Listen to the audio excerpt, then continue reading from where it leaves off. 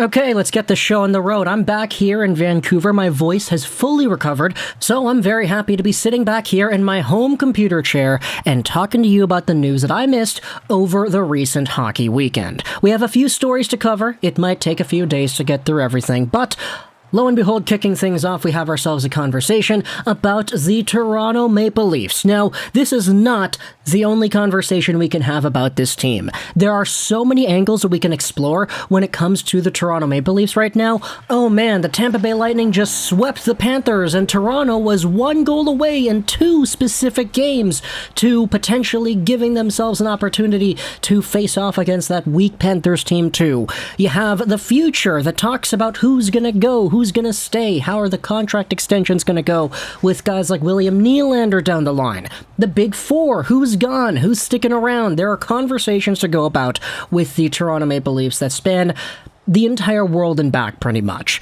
But I wanted to talk about one of the signings that was indeed confirmed a few days ago, and is one that the more I think about, it really does, blow my mind to acknowledge that this even happened the way it did, because I'm talking today about Mark Giordano.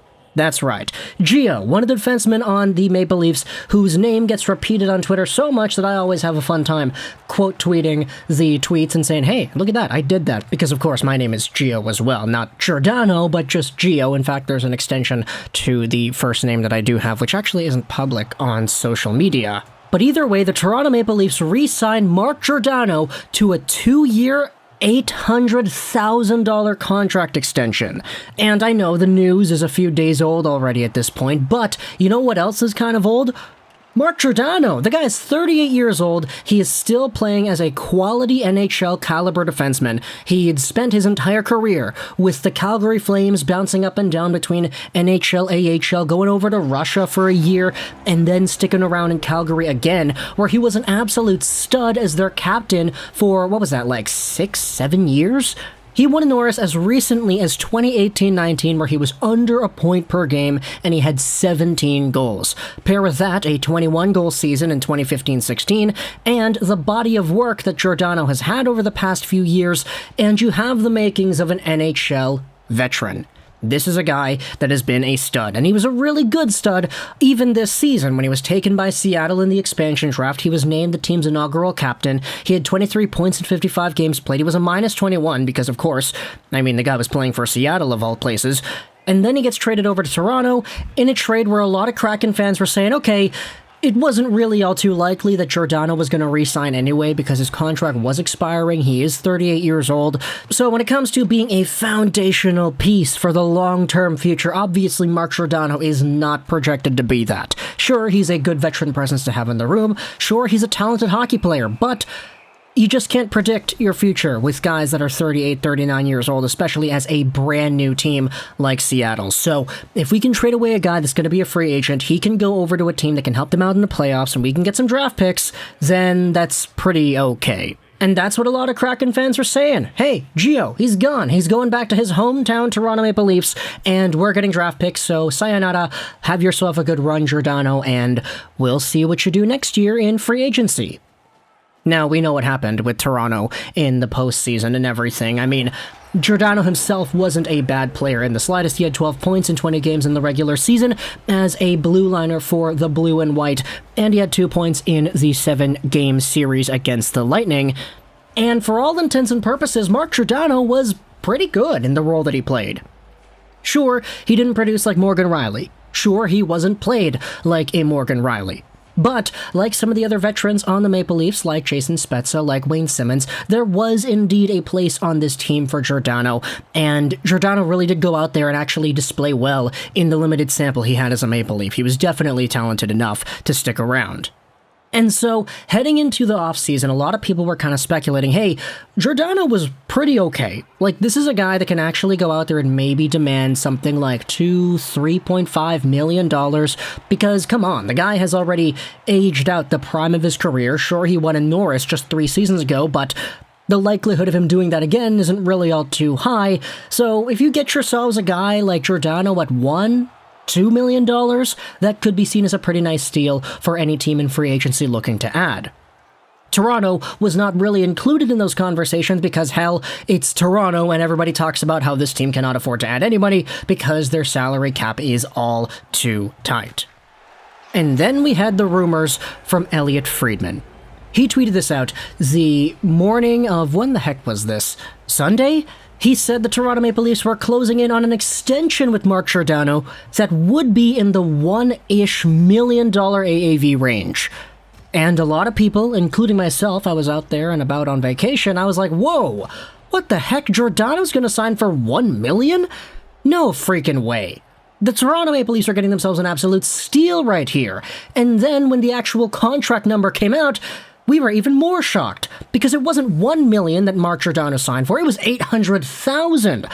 Mark Giordano was re-signed by the Toronto Maple Leafs to a 2-year, $800K AAV deal. This is a guy that honestly played pretty well in Toronto, and he scored at, let's do the math right here, 12, divvy 20, multiplied out by 82. He scored at a 49-point pace as a blue liner for this team, and he is now going to be on the books for $800,000. That is an absolute steal of a contract, if I've seen a steal of a contract. Because even if the worst case scenario goes on, even if Mark Giordano comes out here next year and he sucks, he is absolutely not the same caliber of player that he was for Toronto this season, even if that's the case, he's making $800,000. Like, that is the absolute lowest risk possibility that you can have right here.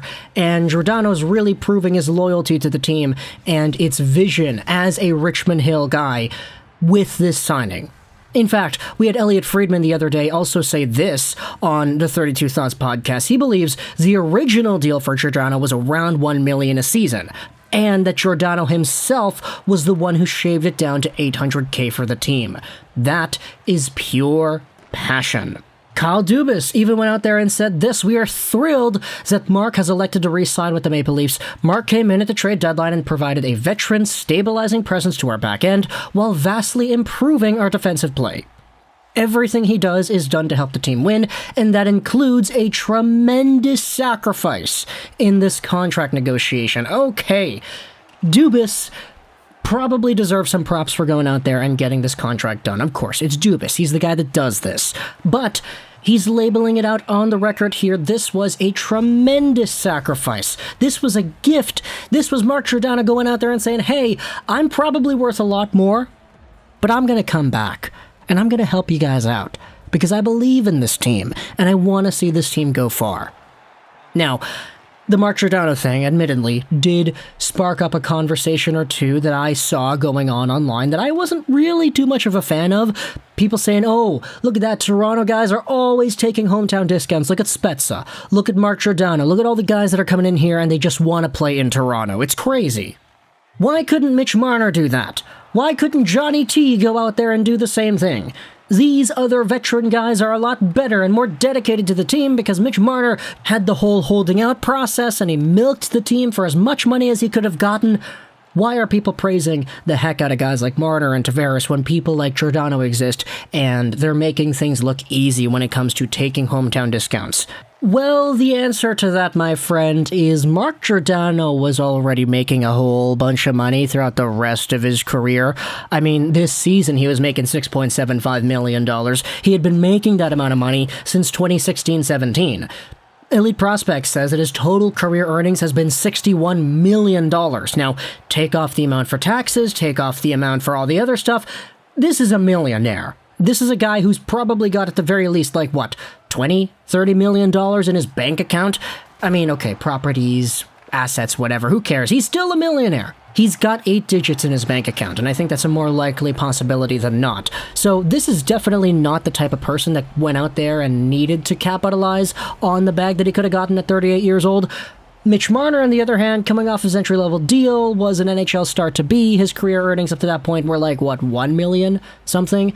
I mean, Giordano had already made $63 million. It's not really like he needs any more. So veteran discounts like these make sense to me. For John Tavares, he was a free agent in the market. If he signed for anything lower than what the Toronto Maple Leafs already gave him, then other teams would have been even more pissed off, because apparently there was like a $13 million offer from the Sharks. Like, Tavares could have been the highest paid player in the entire league, something like that. I don't really remember what the exact details were, but either way, there still was some level of a discount that he took to come over to Toronto as well. It was just the going rate of the market that determined that money being on the table. But either way, talk to me in the comments all your thoughts about Mark Giordano and his gift, his absolute kiss of a blessing that he gave to the Toronto Maple Leafs. The 2-year, $800,000 contract, an absolute steal for anybody going out there and projecting value per point and all that stuff. It's crazy. The passion and the tremendous sacrifice that Giordano went out there and gave out. So props to Giordano for sticking to his morals. Good on the Maple Leafs for getting themselves a guy. Let me know in the comments all your thoughts. I hope you enjoyed this video. And bye.